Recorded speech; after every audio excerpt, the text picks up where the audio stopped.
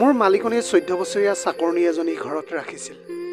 ৰাতি শোৱাৰ লগে লগে মোৰ তাইৰ প্ৰতি বেয়া ভাৱ জাগিবলৈ ধৰে, কিন্তু মালিকনীৰ ভয়তে মই মনে মনে থাকোঁ। এদিন ৰাতি মালিকনী ঘৰত নাছিল। মই ঘৰৰ লাইট অফ কৰি দিলোঁ আৰু মনে মনে গৈ তাইৰ বিচনাত শুই পৰিলোঁ। অলপ সময়ৰ পিছতে 14 বছৰীয়া ছোৱালীজনীয়ে মোৰ লগত। মই যেতিয়াৰে পৰা বুজিব পৰা হৈছিলোঁ, তেতিয়াৰে পৰা নিজকে মালিক আৰু মালিকনীৰ ঘৰত চাকৰ হিচাপেই পাইছিলোঁ। মোৰ মা দেউতা দুয়োজনে মালিকৰ ঘৰত কাম কৰিছিল আৰু তেওঁলোকে মালিকে দিয়া কোৱাৰ্টাৰটোতে থাকিছিল। তেনেকৈয়ে মোৰ শৈশৱকালটো মালিক আৰু মালিকনীৰ ঘৰতে কাম কৰিয়ে পাৰ হৈছিল। কিন্তু যেতিয়া মই ডাঙৰ হ'লোঁ তেতিয়া মই ড্ৰাইভিং শিকিছিলোঁ। মই মালিকনীৰ গাড়ী চলাবলৈ ধৰিছিলোঁ। যেতিয়া মোৰ বয়স 18 বছৰ হ'ল, তেতিয়া মোৰ মা দেউতাই গাঁৱলৈ আমাৰ মাটি বিক্ৰী কৰিবলৈ গ'ল। কিন্তু হঠাতে এটা দুৰ্ঘটনাত মোৰ মা দেউতা ঢুকাই থাকিলে। সেই সময়ত মই অকলশৰীয়া হোৱা বাবে বহুত কান্দিবলৈ ধৰিছিলোঁ। কিন্তু মালিকে মোক কৈছিল যে তই বেছি চিন্তা নকৰিবি, আমি তোৰ লগতে আছোঁ। আৰু সঁচা কথা এইটোৱে আছিল যে মই মালিক আৰু মালিকনীক নিজৰ আপোন বুলিয়েই ভাবি লৈছিলোঁ। মালিকৰ আচৰণ মোৰ লগত বহুত ভাল আছিল, কিন্তু মালিকনীগৰাকীহে বৰ কঠোৰ স্বভাৱৰ আছিল। মালিকনীৰ স্বভাৱটো আছিল যে এনেকুৱা তেওঁ ঘৰৰ কাম কৰা মানুহখিনিৰ ওপৰত বহুত চোকা নজৰ ৰাখিছিল।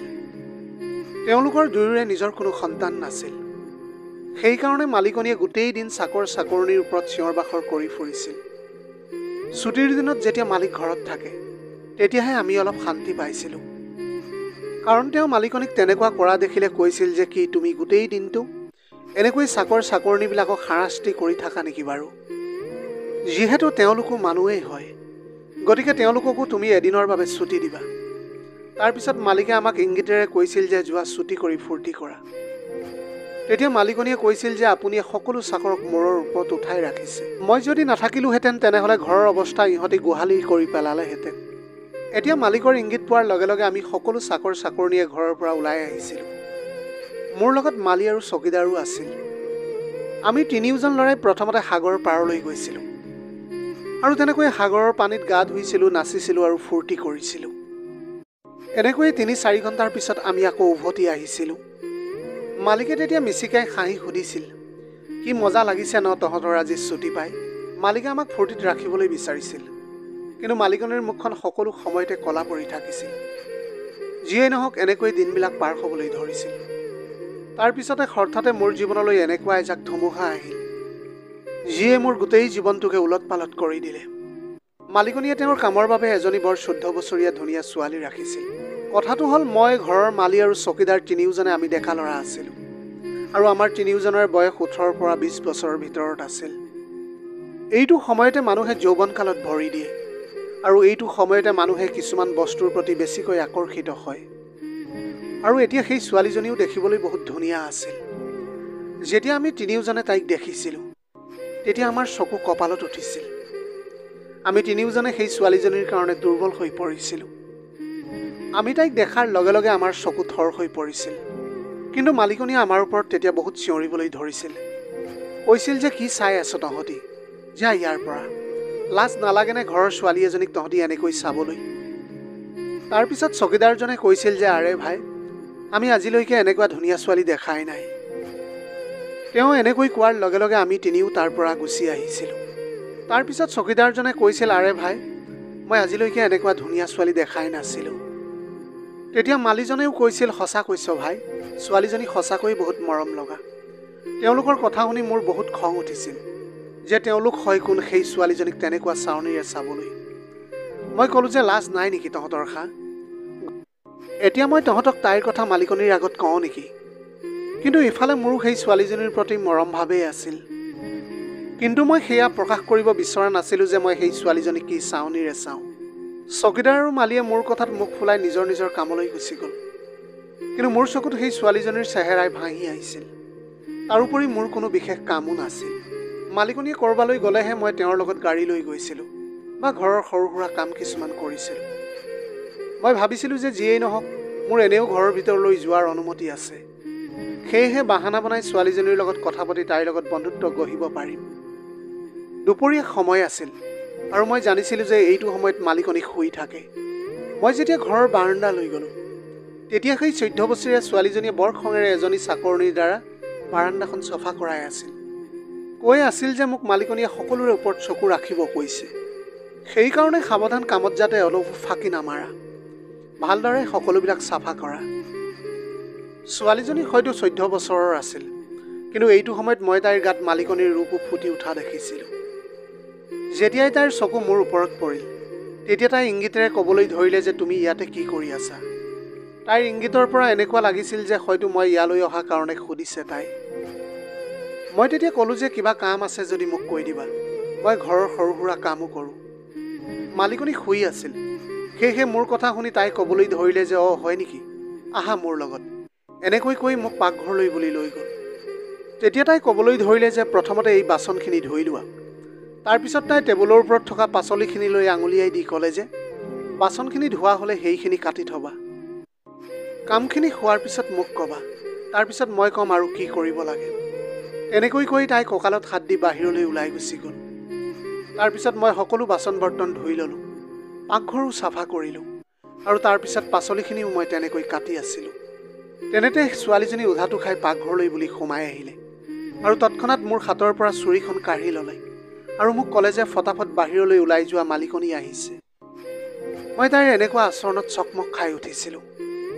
নাজানো এতিয়া তাই মোক তেনেকৈ কিয় ঠেলা মাৰি দিছিল। মই একেবাৰে মজিয়াত গৈ পৰিলোঁগৈ। তাই লগে লগে পিঁয়াজ কাটিবলৈ ধৰিলে। মই এতিয়াও ভালকৈ উঠিবলৈ পৰা নাছিলোঁ। তেনেতে মালিকনী পাকঘৰলৈ সোমাই আহিল। মই মজিয়াত বহি থকা দেখি মোক ক'বলৈ ধৰিলে, তই ইয়াতে কি কৰি আছ? মই তোক কৈছিলোঁ নাই যে তই বাহিৰত গৈ বহি থাক। মই তেতিয়াই ক'বলৈ লৈছিলোঁহে যে মই পাচলি কাটি আছিলোঁ বুলি, কিন্তু সেই ছোৱালীজনীয়ে মোক ক'বলৈ সুযোগেই নিদিলে। মই কোৱাৰ আগতে তাই ক'লে যে বাইদেউ, মইতো তাক কেতিয়াবাৰ পৰা কৈ আছিলোঁ যে তুমি ইয়াতে বহি কি কৰি আছা, বাহিৰলৈ যোৱা বুলি। কিন্তু সিটো মোক আদেশ দিবলৈহে ধৰিছিল। সি মোক কৈ আছিল যে তুমি কামবিলাক ভালকৈ কৰিবা, মই চাম যে তুমি কাম কেনেকৈ কৰা। তাৰপিছত তাই কঁকালত হাত থৈ ক'বলৈ ধৰিলে, মই এতিয়াই সকলো বাচন ধুলোঁ আৰু এতিয়া পাচলি কাটি আছোঁ, আৰু সি ইয়াতে বহি চাই আছে মোক মই কাম ভালদৰে কৰিছোঁ নে নাই। ছোৱালীজনীৰ কথা শুনি এতিয়া মই ভেবা লাগি তাইৰ ফালে চাই আছিলোঁ। তাইৰ ভাগৰ সকলো কাম মোৰ দ্বাৰা কৰাই মালিকনীৰ সন্মুখত এতিয়া দেখাই আছিল যেন তাই সকলো কাম তাইয়ে কৰিছে। সকলো কাম এতিয়া মই কৰিলোঁ, আৰু মালিকনীক তাই দেখালে যে তাই কামটো নিজে কৰিলে। মই ক'লোঁ যে নাই মেডাম, এই ছোৱালীজনীয়েতো মোৰ কথাখিনি শেষ হ'বলৈ নাপালেই। তেনেতে মালিকনীয়ে কৈ উঠিল যে তই কোন হয় ছোৱালীজনীক আদেশ দিবলৈ? ইয়াৰ পিছত আৰু যদি তোক এইটো সময়ত ঘৰৰ ভিতৰত দেখোঁ, যিটো সময়ত এই ছোৱালীজনীয়ে কাম কৰি থাকে, তেতিয়া চাবি মই তোৰ কি অৱস্থা কৰিম। এনেকৈ কৈ মালিকনীয়ে মোৰ কাণত ধৰিলে আৰু মোৰ কাণখন বেয়াকৈ মুচুৰি দিছিল। লগতে ক'বলৈ ধৰিলে যে যা এতিয়া তই বাহিৰলৈ। মই এতিয়া ঘৰৰ পৰা বাহিৰলৈ ওলাই আহিলোঁ। মালিটোৱে নিজৰ কাম কৰি সন্ধিয়া নিজৰ ঘৰলৈ গুচি গৈছিল। চকীদাৰটোৱে ডিউটি কৰি আছিল। সি গেটৰ ওচৰতে বহি থাকিছিল। মাত্ৰ মইহে আছিলোঁ যিয়ে ঘৰৰ বাহিৰে ভিতৰে ঘূৰি ফুৰিছিলোঁ। এবাৰ মোক মালিকে ৰাতি কিবা কামৰ কাৰণে যেতিয়া মাতিলে, মই আচৰিত হৈ পৰিছিলোঁ। কাৰণ আজি মালিকে ড্ৰয়িং ৰুমতে শুই আছিল। মই কাৰণ সোধাত তেওঁ ক'লে যে তোৰ মালিকনীৰ লগত আজি সেই ছোৱালীজনী শুব। মই ক'লোঁ যে কিয় মালিক? তেতিয়া মালিকে এটা দীঘলকৈ উশাহ ল'লে আৰু ক'বলৈ ধৰিলে, তইতো গমেই পাওঁ ঘৰখনত সকলো মালিকনীৰ মতেই চলে, মোৰ কোনো অধিকাৰেই নাই। মালিকে এতিয়া উদাস মনেৰে কথাখিনি কৈ আছিল। মই মালিকক এতিয়া গাখীৰ এগিলাচ দিবলৈ গৈছিলোঁ। যেতিয়া উভতি আহিবলৈ ল'লোঁ, তেতিয়া শুনিলোঁ যে মালিকনীৰ কোঠাৰ পৰা কথা পতাৰ শব্দ ভাঙি আহিছিল। নাজানো মোৰ মনত কি খেলি আছিল। মই মালিকনীৰ কোঠাৰ বাহিৰত কাণ পাতি শুনিবলৈ ধৰিছিলোঁ। কিন্তু মই যি শুনিলোঁ সেয়া শুনি মোৰ ভৰিৰ তলৰ মাটি খহি যোৱা যেন হ'ল। মই লগে লগে তাৰ পৰা মোৰ কোৱাৰ্টাৰলৈ আহি গ'লোঁ। তাৰপিছত মই ভাবিবলৈ ধৰিলোঁ যে মই যি শুনিছিলোঁ সেয়া এনেকুৱাও হ'ব পাৰে যে মই যি ভাবি আছোঁ তেনেকুৱা নহ'বও পাৰে। কিন্তু সেই ছোৱালীজনী মালিকনীৰ কোঠাত শোৱাটো মোৰ চিন্তাৰ বাহিৰত আছিল। সেই ছোৱালীজনীৰ ব্যৱহাৰ মোৰ লগত ভাল নাছিল, কিন্তু তাৰ পিছতো সেই ছোৱালীজনীৰ প্ৰতি মোৰ অন্তৰত এক দুৰ্বলতা আছিল। কিন্তু গোটেই দিন মালিকনীৰ চোকা দৃষ্টি মোৰ ওপৰতে থাকিছিল। মই ভাবি আছিলোঁ যে কেনেকৈ সেই ছোৱালীজনীৰ লগত অলপ কথা পাতোঁ, কাৰণ ৰাতিও মালিকনীয়ে তাইক নিজৰ কোঠাতে শুৱাইছিল। মই এতিয়া বাৰে বাৰে সেই ছোৱালীজনীৰ লগত কথা পাতিবলৈ সুযোগ বিচাৰি ফুৰিছিলোঁ, যাতে মই তাইক মোৰ মনৰ কথাটো ক'ব পাৰোঁ। কিন্তু মই জানিছিলোঁ যে মালিকনীয়ে তেনেকুৱা কেতিয়াও হ'বলৈ নিদিয়ে। এবাৰ মই তাইৰ লগত কথা পতাৰ সুযোগ পাই গ'লোঁ। মালিকনী দুপৰীয়া শুই আছিল। মই মনে মনে তেতিয়া বেলকনিলৈ বুলি আহিলোঁ। সেই সময়ত তাত কোনোৱেই নাছিল। ছোৱালীজনীয়ে পাকঘৰত কাৰোবাৰ লগত ফোনত কথা পাতি আছিল। মই লাহে লাহে পাকঘৰলৈ আহিলোঁ। তাইৰ ওচৰত গৈ মই এতিয়া থিয় হ'লোগৈ। তাই হয়তো তাইৰ মাকৰ লগত কথা পাতি আছিল। কৈ আছিল যে সকলো ঠিকেই আছে, মোক বহুত মৰম কৰে ইয়াত, তুমি মোৰ বাবে চিন্তা কৰি নাথাকিবা। সেইটো সময়ত ছোৱালীজনীৰ আচৰণ বহুত শান্ত আছিল। তাইৰ তেতিয়া মিঠা মাতটোৱে মোৰ কাণত ভাহি আহিছিল। ফোনটো কাটি যেতিয়া তাই পিছলৈ ঘূৰি আহিবলৈ ধৰিছিল, মোৰ লগত খুন্দা খোৱাৰ পৰা কোনোমতেহে বাচিছিল। ময়ো তেতিয়া তাইৰ ফালে থৰ লাগি চাই থাকিলোঁ। তাৰপিছত মই তাইৰ ওচৰত থিয় হৈ থকা দেখি তাই ক'বলৈ ধৰিলে, তুমি ইয়াতে কি কৰি আছা? মই ক'লোঁ যে তুমি কথাটো অলপ লাহে লাহে কোৱা, মালিকনীয়ে সাৰ পাই যাব। তাৰপিছত মই ক'লোঁ যে মোৰ তোমাৰ লগত কথা আছে। তেতিয়া তাই কঁকালত ধৰি এনেকুৱা ৰূপ ল'লে যে তাই মোৰ লগত কাজিয়াহে কৰিবলৈ সাজু হৈছে। কিন্তু মই ভাবিলোঁ যে আজি মই মোৰ মনৰ কথা কৈ দিয়াই উচিত হ'ব। মই তাইক ক'লোঁ যে মোৰ তোমাক বহুত ভাল লাগে, মই তোমাক ভাল পাবলৈ ধৰিছোঁ। মোৰ কথাখিনি শুনাৰ লগে লগে তাই এটা জোৰকৈ মোৰ গালত চৰ মাৰি দিলে। মই কেতিয়াও তেনেকুৱা কিবা এটা হ'ব বুলি আশা কৰাই নাছিলোঁ। তাৰপিছত তাই উচ্চ স্বৰত ক'বলৈ ধৰিলে, লাজ নোপোৱানে তুমি? তুমি নিজকে আইনাত কেতিয়াবা চাইছানে বাৰু? তেনেতে ছোৱালীজনীৰ মাত শুনি মালিকনীও উঠি পাকঘৰলৈ বুলি আহি গ'ল। ছোৱালীজনীয়ে তেতিয়া মালিকনীক মোৰ কথাবিলাক ক'বলৈ ধৰিলে। তাৰপিছত মালিকনীয়ে একো নাচাই উধাই মুধাই মোক লাঠি এডালেৰে কোবাবলৈ ধৰিলে আৰু ক'বলৈ ধৰিলে যে তোৰ সাহস কেনেকৈ হ'লে এনেকুৱা কথা ক'বলৈ? মই তেনেকুৱা একো বেয়া কথা কোৱাই নাছিলোঁ। মাত্ৰ মোৰ অন্তৰৰ কথাটোহে তাইক মই প্ৰকাশ কৰিছিলোঁ। তাই বিচাৰিলে মোক মানাও কৰিব পাৰিলেহেঁতেন, কিন্তু তাইতো। মই বেলকনিৰ পৰা বাহিৰলৈ ওলাই আহিলোঁ আৰু মোৰ গালত লাঠিৰ কোবৰ দাগ দেখি মালি আৰু চকীদাৰে হাঁহিবলৈ ধৰিলে। মই তেতিয়া ভাবি লৈছিলোঁ যে মই আৰু ইয়াত নাথাকোঁ, মই ইয়াৰ পৰা গুচি যাম। মোক ইয়াত বহুত অপমান কৰা হৈ গৈছে। কিন্তু মই মোৰ গোটেই শৈশৱ ইয়াতেই কটাইছিলোঁ। মালিকনীয়ে কেনেকৈ এইটো ভাবিব পাৰে যে মই কিবা বেয়া কাম কৰিম বুলি? মালিকনীয়ে মোৰ ওপৰত ডাঙৰ ডাঙৰ অভিযোগ লগালে, মোক বেয়া বেয়াকৈ ক'লে আৰু সেই ছোৱালীজনীও কান্দি কান্দি মোৰ ওপৰত মিছা অভিযোগ কৰি থাকিলে। ক'বলৈ ধৰিলে সিটো প্ৰথমৰ পৰাই মোক বেয়া চকুৰে চাইছিল। সিটো সদায় এইটোৱেই সুযোগ বিচাৰি আছিলে যে কেতিয়া সি মোৰ লগত বেয়া কাম কৰিব পাৰে। হয়, মই সুযোগ বিচাৰি আছিলোঁ, কিন্তু মাত্ৰ মোৰ হৃদয়ৰ প্ৰেম ব্যক্ত কৰিবলৈহে বিচাৰিছিলোঁ। মোৰ কোনো ভুল অভিপ্ৰায় নাছিল। কিন্তু তাই মোৰ ওপৰত যি গোচৰ দিছিল সেয়া সম্পূৰ্ণ ভুল আছিল। মই জনাই নাছিলোঁ যে এতিয়া মই কলৈ গুচি যাম। কিন্তু মই মোৰ কাপোৰবিলাক বেগত ভৰাইছিলোঁ আৰু চকুপানী মচি বাহিৰলৈ ওলাই আহিলোঁ। এইটো সময়ত মালিকৰ গাড়ী গেটৰ সন্মুখত আহি ৰৈছিল। মই এনেকৈ বেগ লৈ ওলোৱা দেখি লগে লগে মালিক গাড়ীৰ পৰা নামিলে। ক'বলৈ ধৰিলে যে তই কলৈ গৈ আছ? মই মোৰ চকুৰ পানী মচিলোঁ আৰু ক'লোঁ যে এতিয়া মোৰ চাউল আপোনাৰ ঘৰত শেষ হৈছে। মোৰ কথা শুনাৰ লগে লগে মালিকে মোৰ একেবাৰে ওচৰলৈ আহি মোৰ কান্ধত হাত থৈ ক'লে যে কি হ'ল তোৰ? মই সকলো কথা মালিকক কৈ দিলোঁ। এইটোও ক'লোঁ যে এতিয়া আৰু মই ইয়াত নাথাকোঁ। মালিকে মোক বহুত বুজালে যে তই যাবি কলৈ। মই এতিয়া নিজে তোৰ মালিকনীৰ লগত কথা পাতিম, তেওঁক মই বুজাবলৈ চেষ্টা কৰিম। মই ক'লোঁ যে নাই, সেই ছোৱালীজনীয়ে মোৰ কথা মালিকনীক যি লগাইছে আৰু মালিকনীও তাইৰ কথাকে বিশ্বাস কৰি লৈছে। মই আৰু ইয়াতে থাকিব নোৱাৰোঁ। মই মোৰ সন্মানক বহুত ভাল পাওঁ। তাৰপিছত মই গৈ ওচৰৰে এখন পাৰ্কত গৈ বহিলোঁগৈ। নিজৰ ওপৰত তেতিয়া খং কৰিবলৈ ধৰিছিলোঁ। এতিয়া মই এইবিলাক কথা ভাবি বহুত দেৰিলৈকে কান্দি আছিলোঁ। এতিয়া মোৰ সেই ছোৱালীজনীৰ প্ৰতি ঘৃণাভাৱ জাগিবলৈ ধৰিছিল। কিন্তু মইনো কি কৰিব পাৰোঁ? মালিকনীয়েতো সেই ছোৱালীজনীৰ কথাই বিশ্বাস কৰি লৈছিল। মই তাতেই বহি আছিলোঁ। তেনেতে মোৰ পিছফালৰ বেঞ্চখনত দুজন ডেকা ল'ৰা আহি বহিলেহি। যি কথা সেই ল'ৰা দুজনে পাতি আছিল সেয়া শুনি মই আচৰিত হৈ পৰিলোঁ। কিছু সময়ৰ বাবে মই এইটোৱে ভাবি আছিলোঁ যে এতিয়া মই কি কৰোঁ আৰু কি নকৰোঁ। কিন্তু তাৰ পাছতে দেউতাৰ কথা মনলৈ আহিলে যে মালিকক কেতিয়াও বিশ্বাসঘাতকতা নকৰিবি, লাগিলে তোৰ জীৱনটোৱেই নাযাওক কিয়। যেতিয়ালৈকে মই সিদ্ধান্তত উপনীত হৈছিলোঁ তেতিয়ালৈকে ৰাতি হৈ গৈছিল। সেইকাৰণে মই আকৌ মালিকৰ ঘৰলৈ উভতি আহিলোঁ।